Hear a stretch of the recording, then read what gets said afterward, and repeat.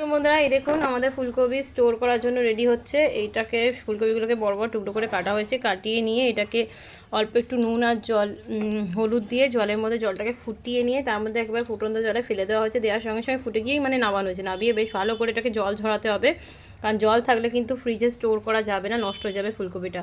এবং এইভাবে স্টোর করে প্রায় বছরকে বছর খাওয়া যাবে। মানে আমাদের তো অন্তত ফুলকপি স্টোর করলে 1 বছর 2 বছর তো থেকেই যায়।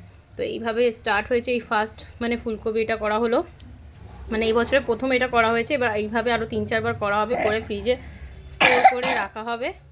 দেখুন কত সুন্দর। এই যে অল্প অল্প দেখছেন এই যে পোকা, এগুলোকে সব মানে করে দিতে হবে, সরিয়ে দিতে হবে।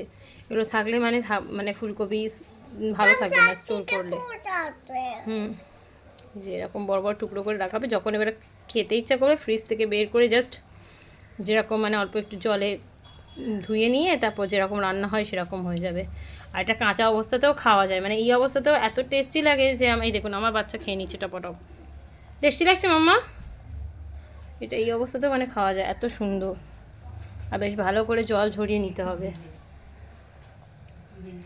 হালকা একটু মানে ফ্রাই করে রান্নায় দিয়ে দেবেন। যে কোনো রান্নাতে মানে বছরকে বছর খাওয়া যাবে ফুলকপির জন্য। এখন অবশ্য সিজনেবল এগুলো সবজিগুলো সবসময় পাওয়া যায়, তবুও সেই শীতকালীন সবজি ব্যাপারটা খুব কম থাকে। তো আমরা এইভাবে ফুলকপি, সিম, তারপর কড়াইশুঁটি অনেক কিছুই সবজি এইভাবে স্টোর করে রাখি যাতে সবসময় খেতে পারি। আপনারাও চাইলে এইভাবে স্টোর করে রাখবে, রেখে আমাকে জানাবেন কেমন লাগলো। টাটা, টাটা, আল্লাহ হাফেজ সবাইকে।